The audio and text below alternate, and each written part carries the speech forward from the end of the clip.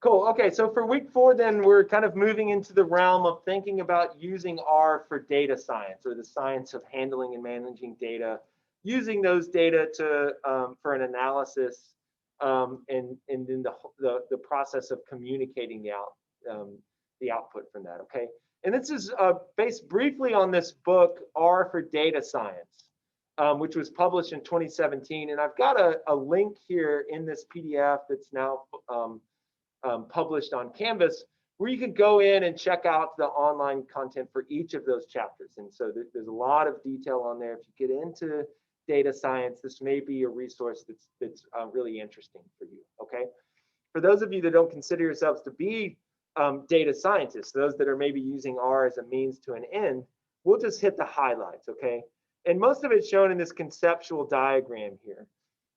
So in that lecture that I posted from week 3, I show you how to import data, and we're going to spend a little bit of time on this again today, because there's multiple options for importing data. They use the term tidy to clean up the data and to prepare it for analysis or plotting. And so this is if you remember from the Borer paper, use a scripted language as a form of an analytical metadata.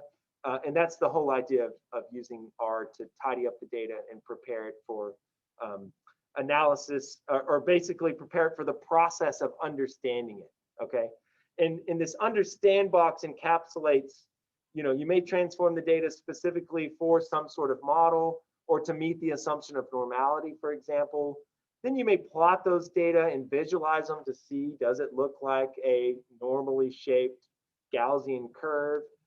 Then you could actually create a model and test whether or not it's normal. And then if it's not, then you might go back and do a different transformation. And so this can be a cyclical process here, okay? And the models may become more complex as you transform your data to meet the assumptions of the model. Then you may go into creating the model. And eventually you'll have an output, and then they suggest that the last step there is to communicate those data, okay? So this conceptual diagram is a nice overview of what this R for Data Science book gives you. Very, very detailed information, including screenshots of code for how to do this stuff, okay?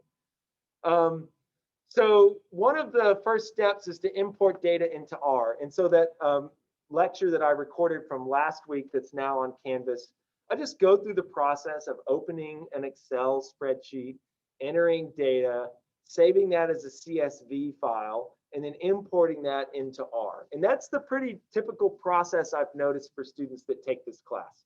Some of you may be using Access instead of Microsoft Excel to store your data, or you might be storing it directly into a text file. But what I've noticed is most students use Excel, and so that's the example that I gave. If you use something else, no big deal. Just remember that saving it as a CSV or a text file is the best thing to do, because that's a non-proprietary form of data storage. Anyone can open a CSV or a text file, okay? And then when we want to read those into R, there's the utilities package, or the UTILS package, that was in the base function, or there's read R that's in a part of this larger package called Tidyverse. And in this RDS book, they suggest using Tidyverse as opposed to the basics of the and as opposed to using the base packages, okay? And so here, RDS advocates the use of package Tidyverse with a large number of dependent packages useful for walking through the steps shown in Figure 1. All right, but there's some differences between the base package and this read R that's a dependent package for Tidyverse. And by the way, when we say that term dependent package, or that phrase, what that means is there may be a package that requires other packages to run its functions. Okay, so those are called dependent packages. And so on Thursday, I'm going to give you some code for uploading Tidyverse from the CRAN. When you do that, what you're going to notice is there's a large number of packages that come along with that, the dependent packages. Okay, and the idea, and Hadley Wickham, by the way, is kind of the architect of all of this Tidyverse. And what he's trying to do is create a streamlined process, or a pipeline, as they call it, for all of the steps involved with taking raw data and creating an output, okay? And he's trying to help you by using function names that those that have been using R in the utils package might recognize. So read.csv, for example, that's the kind of typical method for bringing a CSV file into R. You can do that using the Tidyverse pipeline with read underscore CSV. So I've got a note for you there to note that there's just very small changes in the characters in the names of the functions from each of these, okay? And so you can write in CSVs. That's by far the most common. If you've got an Excel table, you can read that in using this read .table or read underscore TSV. If you've got an otherwise delimited file, you can read.dlim. So, and then there's writing, and we'll spend some time doing this because sometimes after you run a process in R and you have an output, you want to write that back out. You want to maybe bring in the raw data, analyze it in R, and then write out the product. And so that's what this write.csv or write.table allows you to do, okay? So read typically means bringing it into R, and write represents creating an output from R, okay? And there's some other differences. So if you use this utils package, what it creates by default is a data frame or data.frame. And what Tidyverse creates is a tibble, which is just a deviation of the word table to represent this unique creation of a way of storing data. So TIBBL is what's created there. And there's a couple of small differences in terms of printing it. This might not influence you much or affect you much if when you bring something into R, if you go over to the environment and click on it and look at the whole thing. But there are ways of looking at just summaries of it by bringing up just the headers, okay? And then one of the other things is this issue again with spaces in R.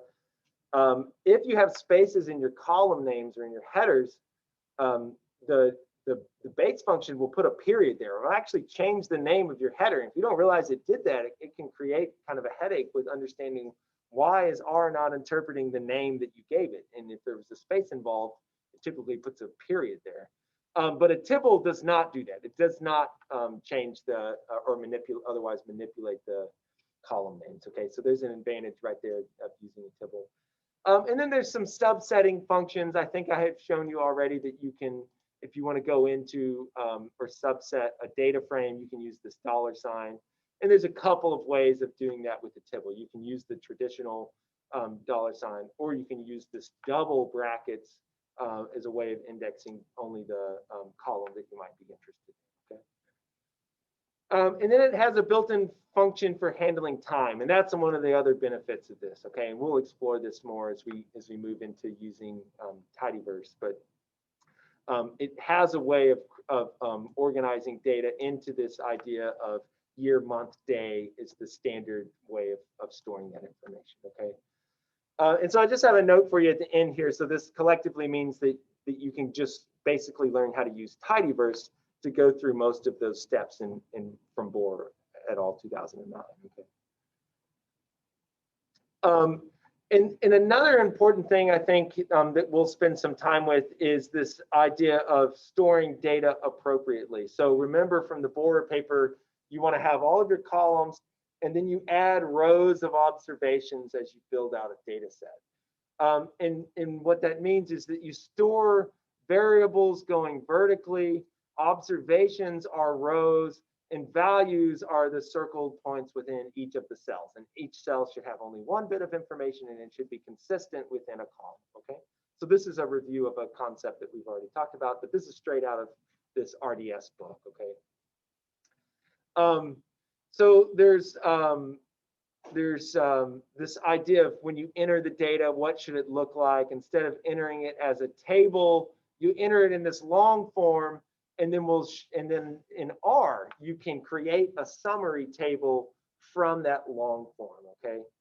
And if this doesn't make sense to you conceptually, we will go through this process and explore what it looks like. Okay, so you want to enter it in what we call a long form, and then you transform it into a wide form. Okay, and we'll spend some time with this because I know it, on first view it can be kind of cumbersome to understand what's happening here. Okay, but the main point is when you enter data, it's typically not the way that you display the data when you summarize it for a manuscript or for a presentation. Okay, we enter it in a different way than we display it, and we transform it into the display within R. Okay. And then the other point, remember from the Boer et al. Is don't enter the same information multiple times. Create relatable tables, and in the recording from week 3 that I put on there, I show you how to do that using the base function. And there's functions in Tidyverse for doing that as well that we'll explore. Okay. And so here's like a conceptual diagram for what that looks like. So if you create a table here and a table here that have maybe predictor variables and response variables, but they come from the same sites, you can link those together using that key value, maybe the site ID. Then you might have your predictor variable and your response variable. But notice that you know, there's an NA observation here, and if you join it from doing a left join, what it does is keep all of the information from here and add only what comes from, or sorry, it keeps all of the information from here and grabs only what the observations from this right one and joins them with what's on the left side. So we have 1, 2, and 3 in our output table. Notice 4 existed, but it's not here because we did a left join. We're basing the join on what's on the left side here. And a right join is just the opposite of that. So we would say 1, 2, and 4, let's join all of the information from this left side, but we're going to focus on this table. Okay. Most of the time, what you do is a full join. So where you grab information from both sides of it. So you've got some NAs there for an NA for the Y column and an NA for the X column. Okay. So we're creating these relatable tables. We're bringing those together in R. And there's a series of functions that I'll show you in the code that I share with you on Thursday for doing that. Okay.